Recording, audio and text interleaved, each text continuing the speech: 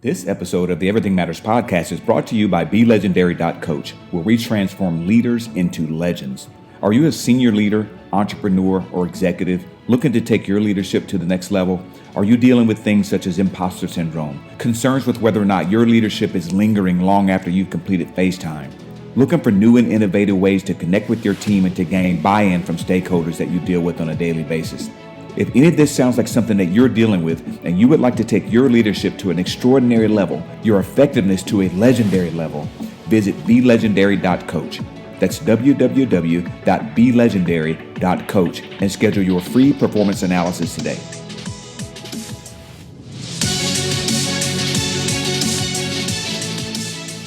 Hello, everyone, and welcome back to the next episode of the Everything Matters podcast. Today's guest is someone that's truly special to my heart. I'm big on mentors and having people that are in your life that inspire you, that move you into action about what you want to create for yourself in your life.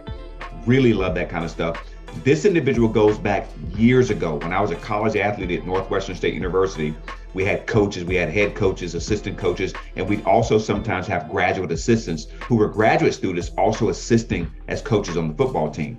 Coach Fitz Hill was one of those grad assistants when I was in school there, and I always looked up to him. He always had something wise and something positive to share. Also knew how to have fun, kept it light, but also made sure you worked your butt off and you knew what it meant to be a young man in the world, particularly a young Black man. Coach Fitz is a former head football coach, a decorated veteran of Desert Storm, college president, and a radio personality where he talks about leadership and spirituality. What he's most proud of, however, and takes a ton of pride in, is being a dad and what he calls a grand coach to his grandkids.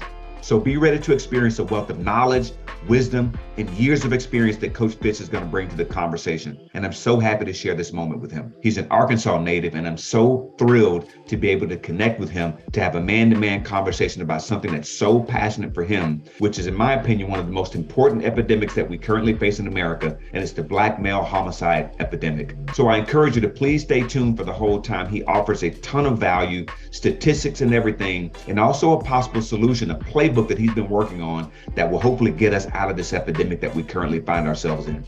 So please join me and welcome my friend, my mentor, my coach, Coach Fitz Hill, to the Everything Matters podcast. Coach, let's get it popping, man.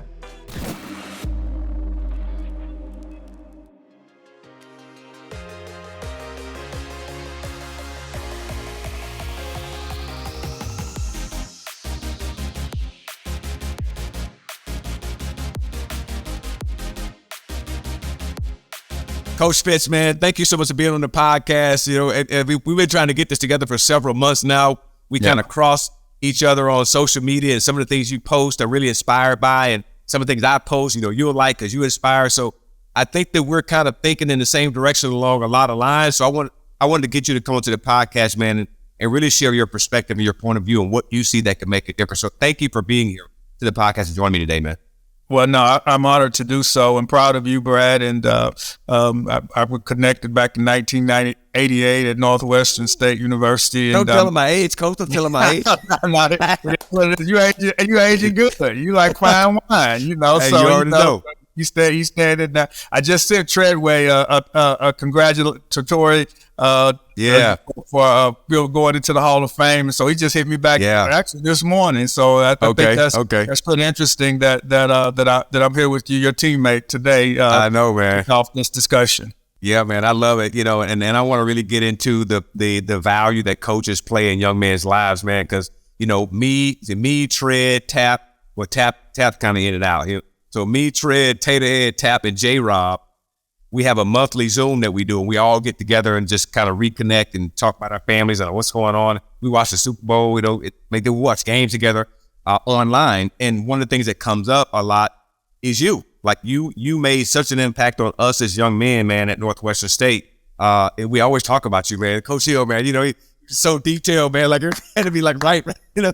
So you have these coaches that make such a huge impact, man. So I want to give you your flowers right now while you're on my podcast. I want to thank you for not just being a contribution to me, but all the hundreds and thousands of young men that you had an impact on, that you've made such a difference with in your time in higher education, your time in coaching, and what you're doing right now, man. So I want to thank you from the bottom of my heart, man. I love you. And thank you for everything that you did for me and supporting me and being away from my mom.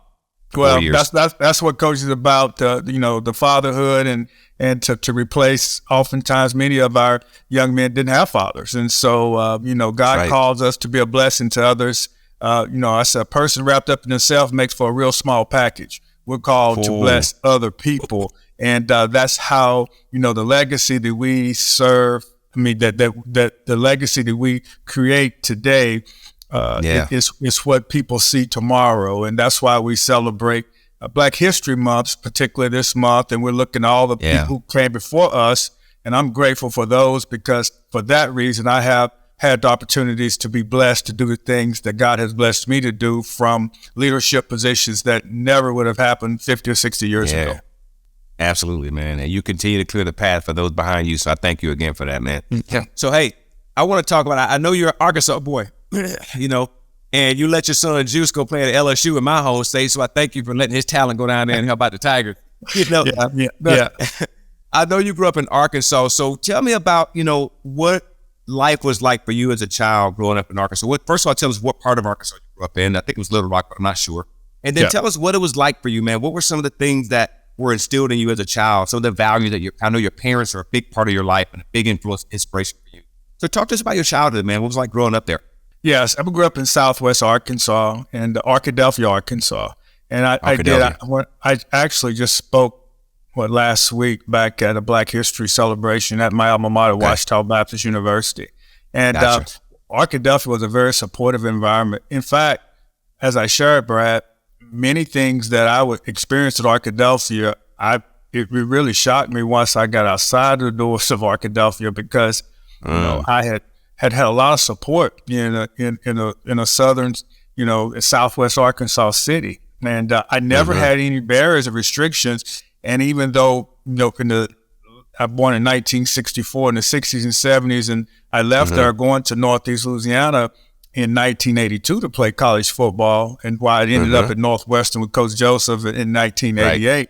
But I never had a whole lot of restrictions, and the supportive environment just growing up, from playing baseball, football, basketball, running track, coaches had a huge influence on my life.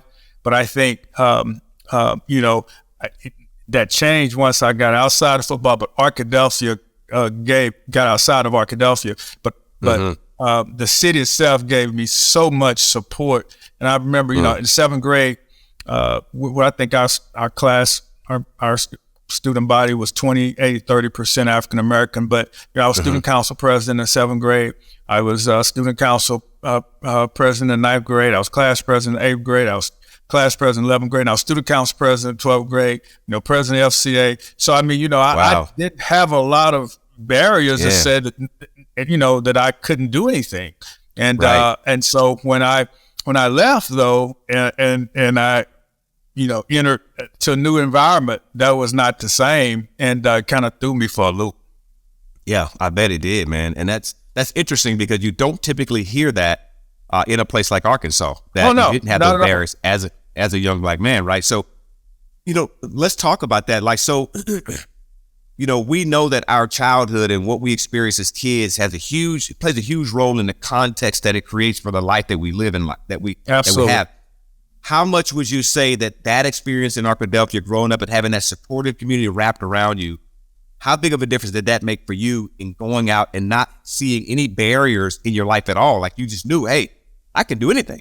Yeah, exactly. Yeah. It first started at home. I had a mother that was highly influential in the community, and I had a father who was a hard worker that I worked with on Saturdays, that I helped clean up offices and stuff. So, I had a role model that as a father, and I had a mother who was tied relationally within the community. She was the first African American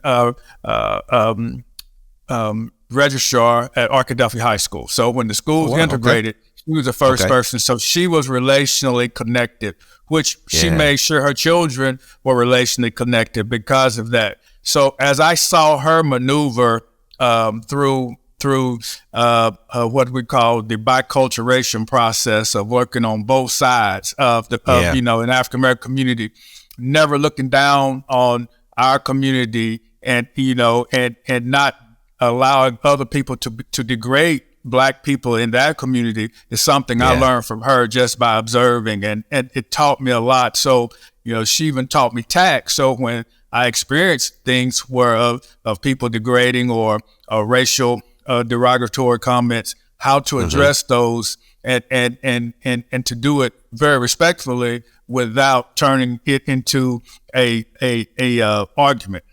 So she really taught me that, and that's something I use to this day, because when two people scream and nobody hears each other. Nobody hears each other, and nothing gets done. There's nothing constructive that comes out of it. Totally agree.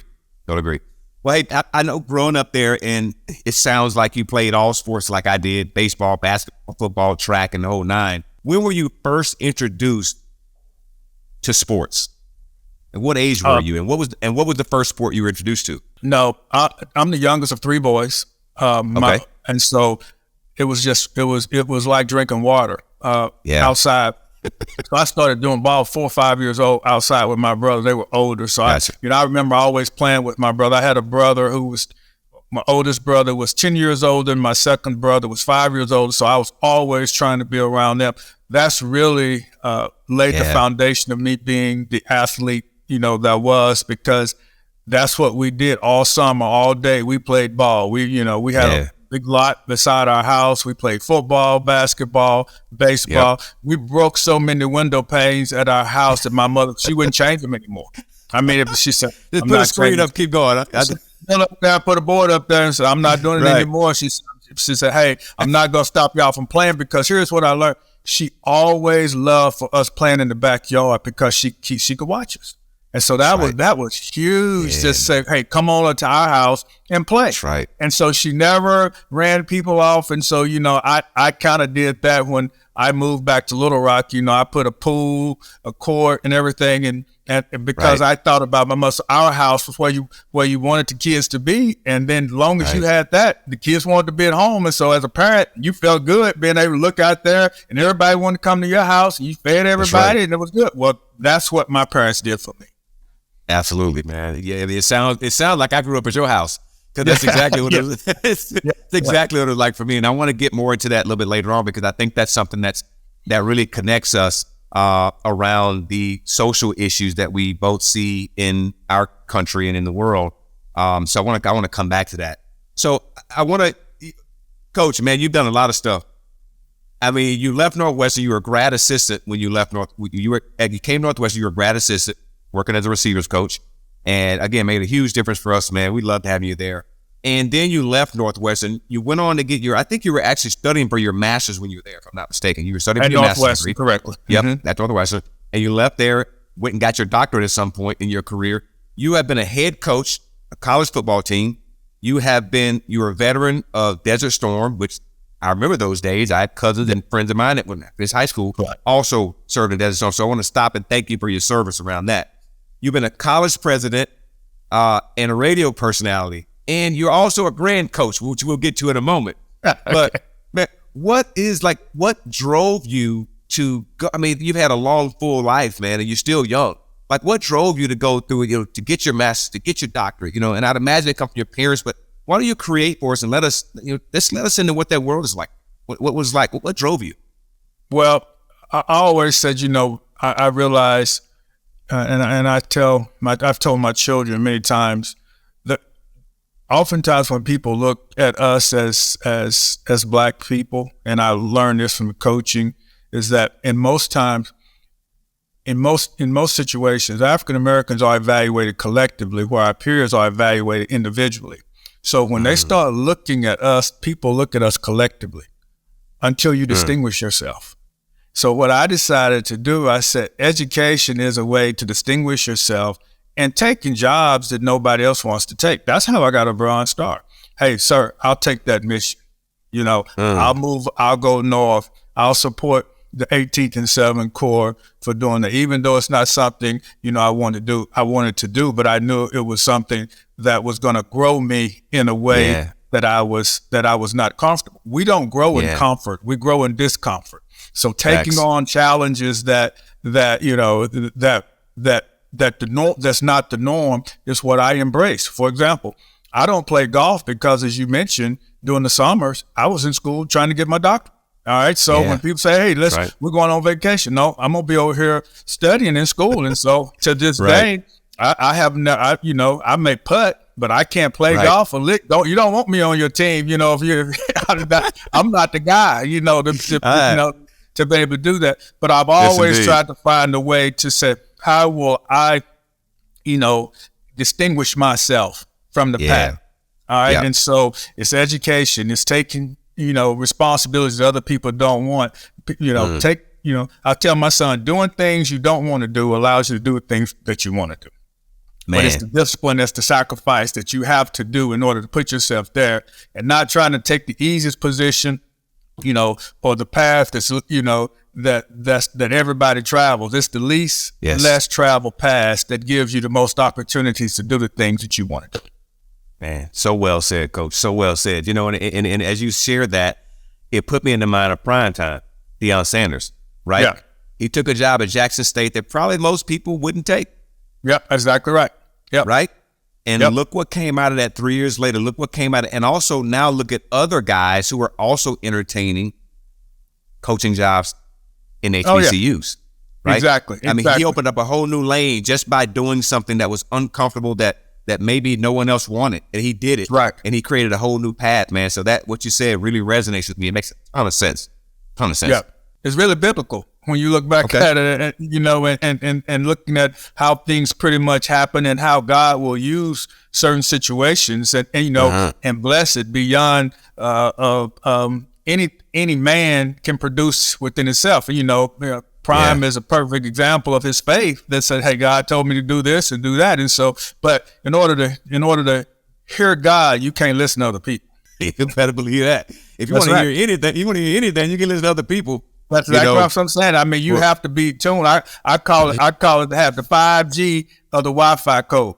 That's God, because he's been dealing with us in Wi-Fi since Moses. I mean, So now after he gave the 10 Commandments, it's been a while. But what's your signal? Can you hear him now? How does that work? Because sometimes you're not patched into that line.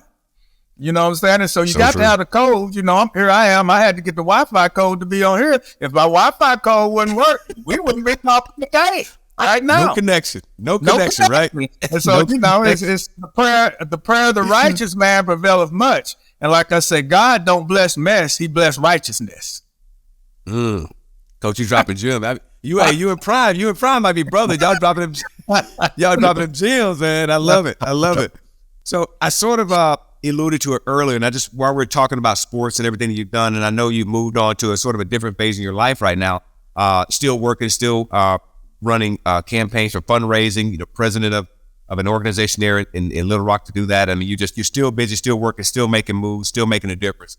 But one of the things that in watching your social media, I know that's a big deal for you is family, right? Yeah. And obviously that comes from, what you saw growing up from your mom and dad. And there's one little guy named, I think his name's Deuce. Is it Dice? Dice Cube. Dice Cube. I see Dice, man, running around. I see you in the backyard with him, throwing footballs. You got him doing drills. You getting it right. Yep. So talk about family, man. And you also raised your son, Juice, and your beautiful daughter, man. And your Juice playing basketball at LSU. And, you have a huge commitment to family, man. And your lovely wife. I mean, what does family mean to you, and what does it mean for you to have grandchildren you can spend that kind of time with, man, and really pour into and be a contribution to them at this stage of your life?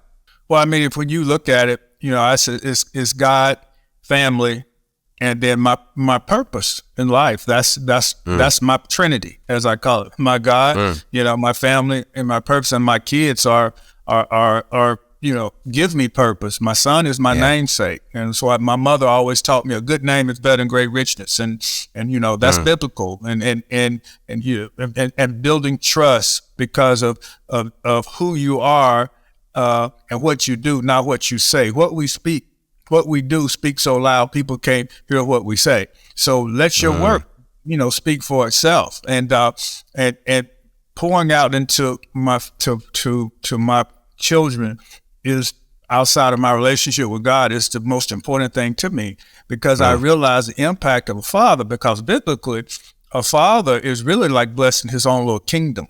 And the reason we see the problems we see in our community today is because the blessing, as the Bible talks, comes through the man. And when that's removed, then our families are not protected.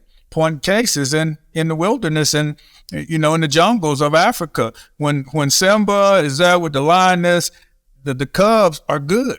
But without that protection, if the lioness is doing all the hunting and nobody's there to take care of the cubs, the hyenas then come in and take. Well, that's what happens oftentimes in our community. That family structure is fractured, and so we don't have the protection of our young men and our young ladies. And for that reason, today, homicide is the number one cause of death for black males aged 1 to 12. Now think about that. Homicide in the United States of America is the number one cause of death for not only black boys from 1 to 12, but black males from 1 to 44. Homicide is responsible for the most deaths in America from that age group of any type of death that we have. And that is tied back into the breakdown of the nuclear family. Man, you just unpacked a whole bit. I was just went to lunch with a buddy of mine today, and we got into this conversation. And I told him you and I were going to be getting on a podcast today, and I said this might come up. So I said, Coach Fitz, that's his walking stick right there. He sees. So man, let's just talk about it. I agree with you 1,000% that the male has been under attack for a while. Yes.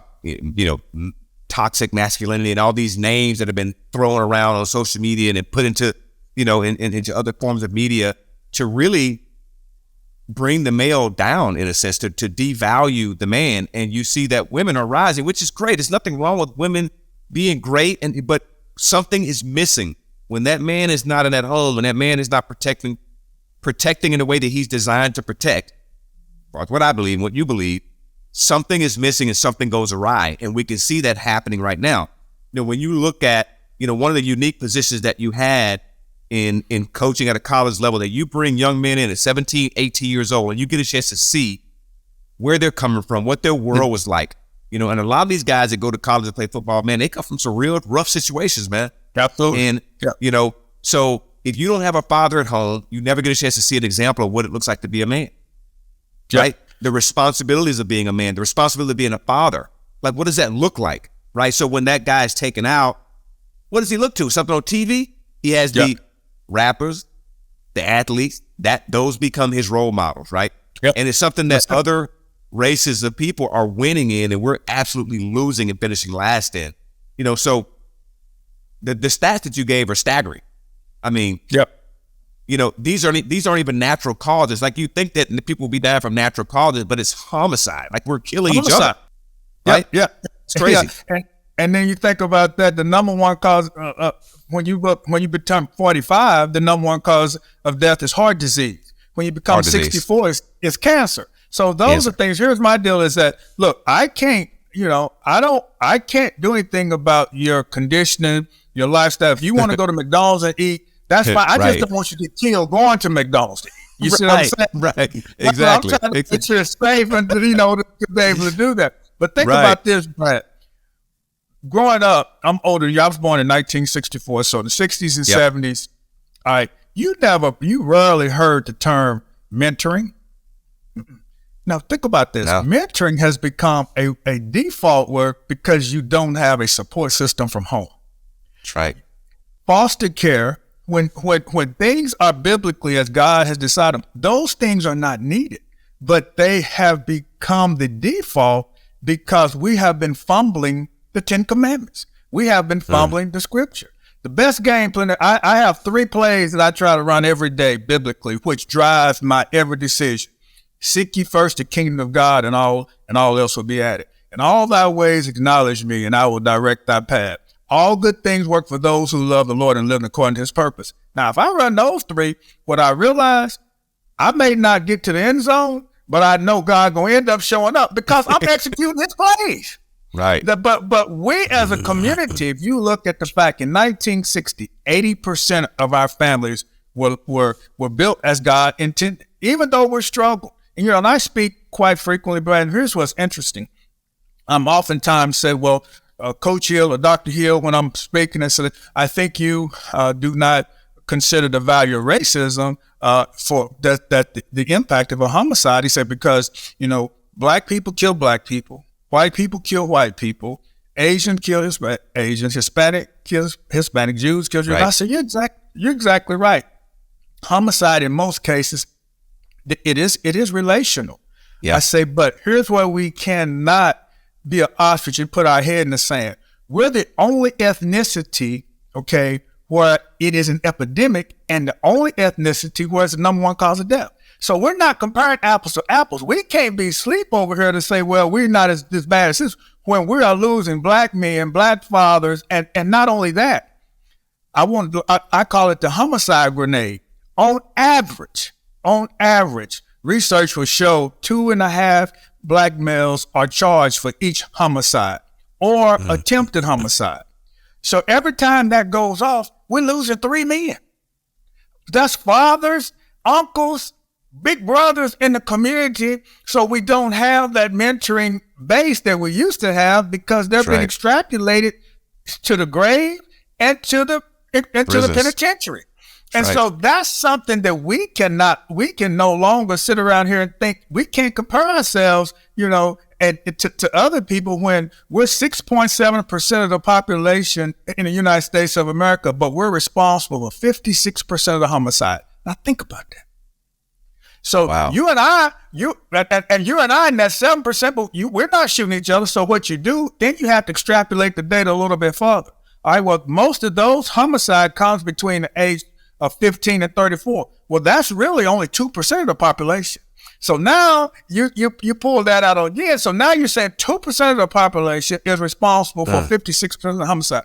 Brad, that's some staggering numbers that we cannot, as a community, be crickets. Now, if we can stop COVID-19, Brad, I'm in Desert Storm. Well, one thing I'm most proud of, I have a Bronze Star for service in Desert Storm. But I'm over there in Desert Storm with M16 and my ammunition, my weapons, and I don't know anybody in Kuwait. I don't know anybody in Iraq. I don't know anybody out there in the Middle East. Right. And I'm fighting for somebody else. And I over here, and I got, right here in America, I got people dying that I know, mothers calling, so-and-so lost their child, and we're not doing anything for our local, but boy, we just sent $40 billion to Ukraine. And I mean, I ain't on that, but I'm saying, listen, we got a problem here with, Chicago and certain places may be as dangerous, as Ukraine right now. Yeah, when you start looking at the numbers. That's right. And the deaths. So, we're talking about almost 10,000 African Americans murdered each year. Wow. In the United States of America. And since 1950, over 450,000 African American males have been murdered in our country, more than was murdered in World War I, II, Korean, Vietnam, and Desert Storm. And all combined. All combined. Yes. It's interesting when, I always say follow the money, right? And the reason that we were in Kuwait, the reason that we were in Afghanistan, those places like that, is because there's money there. There's resources that somebody wants to get access to. Yep. And they're willing to kill, steal, and destroy to get it. But no one's willing to kill, steal, and destroy to save the lives of the people right here at home, is what you're saying. I mean, we're not willing to stand up and put the same types of resources and energy behind saving the lives. Same energy. But you said something that we have to hit. You said follow the money, right? Well, you keep following the money. You look at the $300 billion prison system. $300 billion annually. All right. That's right. Who goes to who's in those prisons? 60% of prisoners are men of color. I believe by following the money, what you will find, if we as a community, and Denzel Washington said this, he's my favorite brothers and mentors that I love what he stands for. Denzel said, we know the criminal justice system is not fair to boys of color. He says, so as a community, our responsibility is keep black boys out of the criminal justice system. Because once you go face in the 13th Amendment, from prison, when you go back and look, we outlaw prison, but if you commit a crime, then what you have said, you've opened yourself up to go to prison, and then you really are a hired prisoner, you know, for our country. All right. Well, a slave in many instances. So you have a $300 billion business, all right, that's tied into the economy of the United States of America, that if black boys quit going, we probably would see a recession. Yeah, you're right. And the other thing about this, a lot of people may not know that these prisons are all privately owned as well.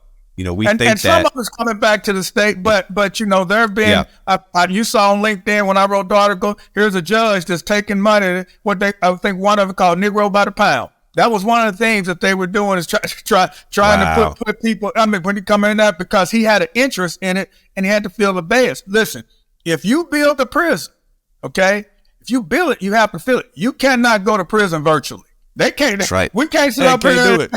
I'm here. No. You're going because you got 2.5 million beds, and if building prisons was going to stop, you know, the crime, it should have stopped a long time ago. We've been building. What has they got? That's right. It doesn't work, man. We have a system that doesn't work. And the thing about it is, in order to fill those prisons, and this is a big ball that we're unraveling here. In order to fill those prisons, you have to actually create legislation that makes it easier for people to slide into those prisons, right? 1980, in the early 80s, Brad, we had less than 300,000 people incarcerated. You build it, you fill it. Today, we're talking about 2.5 million. And if we don't turn off the faucet, which is why what we're doing with our young people is so important, because these teenagers now that's creating this violence, they were not born murderers. They were not born predators. Right. Their environment turned them into it. So your 0 to 10 is a huge, huge development process that your environment creates this mindset. There's really 4 major components that leads to this issue, which we're talking about. Moral decay, all right, teenage pregnancy, all the things that come into play to those type of things. Educational demise. 52% of black boys drop out of high school throughout the United States of America. Lack of black-owned businesses and underserved community, which was not a problem prior to integration, because black people, we had to own economy, which then you could hire people in the community to work, okay? Right. So then you take those social determinants, which are created from 1, 2, and 3. So those are your 4 deals that lead to this high homicide rate that must be addressed collaboratively, or you can't fix it by just focus on one. So it has to be a strategic initiative with the churches, with the business community, with the education component, that we can suspend our most vulnerable kids. We suspend our young black boys because, okay, hey, they probably not nourished that well, born into a teenage mother, they have low nutrition, all those type of things. And then they come there, they have, attention disorders, they have several things, then we suspend them. Well, who are we sending them home to now, Brad? Who's home? Right. Nobody there. I mean, it sounds like what I'm hearing you say, we need all hands on deck. It's save our sons now. Yes. That's what it is. I mean, Brad, this is a crisis. Right. No other ethnicity is suffering from this epidemic. 30 black boys die a day in America, which is almost 9,000 annually. I call it hood roulette. Hood roulette, because somebody's gonna, and people not dying up in North Dakota, Montana. Right. You know where the death is gonna come from gun violence for the most part. I'm just saying where this disproportionate death is taking place. Satan is killing, stealing, destroying, just like you said. Wow, man, this is such a big topic, and so how do you organize this, Coach? Like, knowing, because knowing makes no difference, right? Like we know that this prison system isn't working. We know that it's designed to trap people and pull people into it. So you got to keep the beds filled. You build it, you got to fill it. Like you said, how do you organize the people that really have the power to make a difference? And the thing about it is, people act on what they see value in, right? Yeah. We went to Afghanistan because there was value there. Somebody saw value and said, hey, this is worth us throwing $20 billion. There's something in Ukraine that's valuable to somebody or somebody's. Yeah. And they said, it's worth throwing $1 billion over there, right? So how can we show the value, man, so that people are willing to invest? Like, how do you get people on board? How do you get people enrolled in that? This is so important. It's critical, like really, literally, because with the statistic that you're throwing out there, Coach, what that literally means to me, I'm sitting here thinking as you're sharing that, literally, fast forward us 50 years, dude, we ain't gonna be around. No, there's no question. But can't reproduce. But here, and you know, our vote. That's why the Hispanic population, we used to be the second largest minority, but we're not now because of the things that we're discussing. When you start looking at us as a people, you take the nearly 500 deaths that I told you in 1950 and multiply 2 to 3 kids every generation. How many people you got then? But you can't when you're dead. And that's so, right. And here's the deal, Brad. We can't wait for the government. The civil rights movement, we wasn't waiting for anybody else. That's Rosa Parks,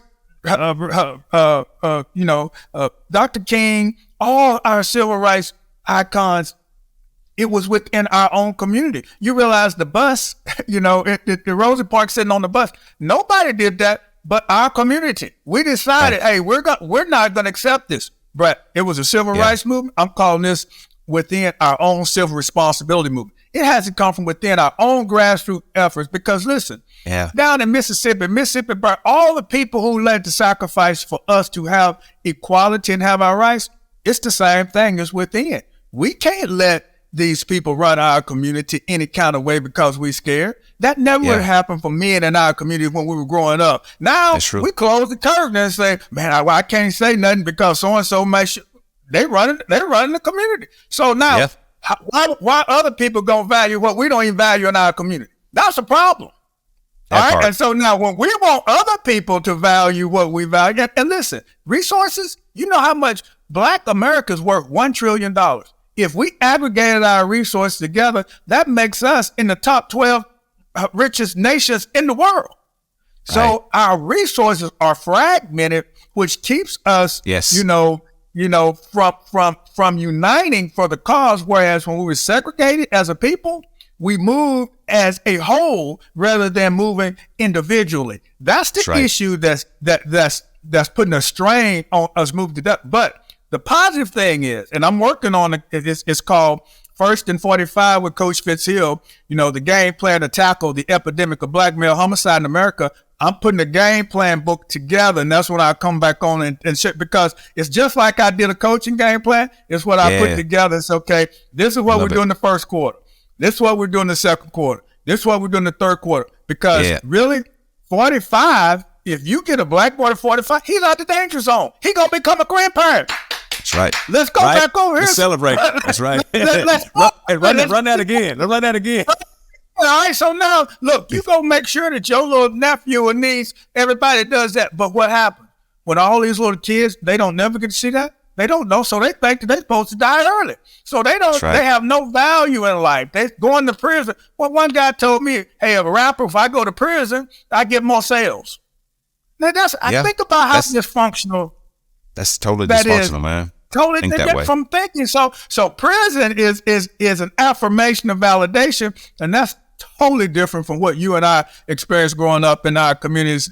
People tell us to stay away from down at Northwest. Hey, y'all be in the dorm on time. Coach Hill coming by there and check curfew. We're not playing. Those are standards of expectations. I tell people, you give people love, food, and godly expectation. And in that order, and then you got a chance to be successful. Don't make it complicated. I say, wake up, show up, and fall up. Give it to them in threes, and then they know what they're supposed to do, and encourage them and love them, through the tough times. Yeah, man, so much. I mean, covering the whole world. And when you talk about coming around to the dorm, I mean, it made such a big difference, man, having that, and of course we sneak out sometimes, and y'all knew we were doing it because y'all did the same thing. Y'all didn't college and play ball, right? But you knew that we were in the rooms at a certain time, and for the most part, we were pretty disciplined about it. So just having it was like you said earlier, it's like being a coach in college, even in high school. It's kind of like being a second, third dad. Like it's that male figure, and even if your coach is a female, there's that structure, that guidance is there that gives young men a direction to follow, man. It gives them a path that they can see something forward for themselves. I think that, and I, sometimes I go back and forth. I'm like, okay, not everybody can play in the NFL. Not everybody can play in the NBA or Major League Baseball. But I think starting in sports is a huge way to really show guys, hey, man, there's something possible, because a lot of these guys are going down in music and the rap trap. And, man, that there is like a cesspool of death. Well, I mean, no question. I mean, that's probably rapping is probably the most dangerous profession for a black man you could ever be involved in. But you said a point that I think my second and third, oftentimes what I found the coach was oftentimes the father. I took that with great responsibility when a mother gave me, her son and said, I want you to mentor to my child. Hey, I did that. Probably, being the president of Arkansas Baptist College, we were able to do a lot of things to bless a lot of, to bless the community and bless a lot of kids. But the thing that I'll take to my grave with me is that, during my period of time that we touched over 10,000, black boys, and who probably wouldn't have had the opportunity to go to college otherwise had we not been an open enrollment place for them to come. Some of them had, backgrounds that other schools wouldn't accept them. But, Jesus never suspends or he doesn't put out. So I give the grace, I call it education with grace, as long as you're willing to follow instruction and, and don't bring riffraff with you, I'm going to work with you. But the first time that you show me, that you're going to deceive me, I'm not going to work with you, because what you're doing, you're messing up the opportunity for me to do that for somebody else who really want to take into, it's serious about what we're doing. But I can't tell you the stories of education and restoration that we've taken for violent offenders who come back and said, hey, coach, I never had a person to talk to me like you have, and I'm gonna do what you asked me to do. And that's and I said, okay, what you do speaks so loud, I can't hear what you say. As long as you do it, we rolling. That is, love it, man. I love it, and I think that there's a lot of guys are actually looking for that kind of guidance. They just don't. No question. Sometimes they don't even recognize it when they see it. It's like, wait, what, you actually care about me? But I'm telling you, if you get into a gang, there's so much structure in gangs. They take discipline in gangs. I mean, you can't go in there popping your lip. They tell you what to do and you do it. All right, but they've shown you some form of love and caring about you by feeding you and taking care of you. So now when they tell you to do something, you're going to do it. Well, the same way over here. I mean, it's like parents. I mean, you don't always like what your parents told you, would tell you to do, but you knew that they cared about you because why? They fed you, they clothed you, they did all those things. And so when people are not getting that at home, and then they go over here and the drug dealer or the gang leader tell them to do that because they start giving them stuff they have, then they become loyal to them and they do what they ask them to do. I mean, that's the environment. I'm saying when you create that environment, then people respond to it. That's right. And they also know there's a consequence attached to it, right? By me not doing something, or your parents say you do something, you don't do it, there's a consequence. Yeah. And normally when there is no discipline, then the discipline takes place in prison. That's right. So I mean, you can't just do what you want to do, and there be no consequences. They say abuse leads to restriction, but I often tell people rules without relationships equals rebellion. You have to have relationship before you give them rules. Once you do that, I remember as president, Brad, people come over and say, well, why do these boys wear their pants down below the butt? When it first comes to them. Yeah. They said that. I said, no, that don't bother me right now. I said, that's part of the cleaning process. I said, to clean a fish, you got to catch it. And I said, it's an education process. And I said, I don't worry about how they wear them when they come in. I worry about how they wear when they leave. I said, because what I realized, when you elevate the mind, the pants come up. See, it's a process. You know what I'm saying? So don't, because now I can tell them, I said, now where you want to work? Oh, you going to work for BT? Okay. Yeah, they may let you do that on the wall, 105 in the park or something like that. Right. Because I had a black male leadership class I would teach to all the boys. And so then, and we'd sit around and talk. Then I said, well, you want to work in the tech and IBM? Probably not going to be able to sag in that, right there for that. Or if you're going to be, I said, but I can get you a coat and tie. And so here's why you're okay. So this is what's accepted here. So then when they understand, I said, now look, tonight, it's Friday night or Thursday night, you're going out. If you want to do that and walk in there into the little dance like that with your pants, that's an appropriate place to be. I say, but now, when you going to come to church with me on Sunday, that's not appropriate. They've never been taught that before, so I used to tell them why they say, because ain't nobody ever told them to pull them up in that context. That's right. When you know better, you do better. And I haven't learned that to be true yet. Yes, absolutely. And when you notice someone's fighting for you, someone's got your back, someone's supporting you, you're more inclined to do what they ask you to do when you know that they're looking out Love for you. Them, feed them, and very seldom are they going to say, I ain't going to do that. No, I said, no, I'm loving on you. Got your arm around, tell you, you get all you want to eat right here now. You got a bed over to sleep in. All right, now this is what I need you to do. All right, Dr. Hill, we got you. We got you. Go. That's it. There you go. And I think that's what, now you're going back to Prime, I think that's what Coach Prime is doing so well, and I know you've been into many living rooms and talking to parents, particularly mothers who are having their boys go off. And it's so, it means so much for those women to have their young boys at 17, 18 years old, go to a school, whether they're playing football or doing academics, to have a male figure there that they know their sons are in good hands. Because I know Prime's pitch is, when he comes to that living room, he's like, hey, I ain't going to just have your boy be a great football player. He's going to leave my school being a young man. His pants might be sagging now, like you said. But in 4 years, his pants going to be up. He's going to either be in the league or he's going to have a great job. That's exactly I promise you. And and that's the game plan, that we have to give them for life, just like we do for preparing for competition. Yeah. Coach, man, this has been a great conversation. I'm looking forward to getting that playbook, man. I'm excited. I got my publishers coming out this spring, and it's very practical for what Black boys need. It's not complicated, and then because we're fumbling, we're throwing interception, we get sacked. Our Black boys are dying each and every day, and we have to assume that responsibility to help our young men get to 45 so they can become grandparents. And so things change. The thrill you mentioned, my grandson. I'm getting ready to have my second grandson this spring, and just thrill to say, man, it's giving me a reason to try to live to 80 so I can see them, So now I'm working out, I'm eating right, I'm doing all the things that are necessary. But what oftentimes happens when we're investing in young people or investing in our lives to try to do that, and then Satan come to kill, steal, and destroy, and take something from somebody, that pain is so intense. Because, that person didn't have what he needs, but hurting people hurt other people, which then, tames the American dream into a nightmare. Man, so well said, Coach. Man, you dropped so many jewels, so many dimes here, man. So, Coach, I want to give people an opportunity to follow you. Like, where can they find you? What's some of your social? I know you and I connected on LinkedIn. We're connected on Facebook. So how can people maybe they can find out about the game plan that you're developing? How can they keep up with you? Yeah, it's going to come out. But I'm on Twitter, at Fitz Hill. I'm on Instagram, Fitzgerald Hill. I'm on all the social media. Those for Twitter, Instagram, LinkedIn, and Facebook. You have no problem finding me on there. And then if they follow you and they want more information about me to get in touch with me, they can reach out to you and then and you can send them to me. Okay. Awesome, man. I appreciate you, brother. Hey, have a great game great time at the game tonight. Go on, watch Juice play. Good luck to the Tigers. Go Tigers, and be safe driving down to Athens, man. All right, man. God bless. Right, thanks for having me, Brad. Coach. My pleasure, man. See you soon. Bye-bye.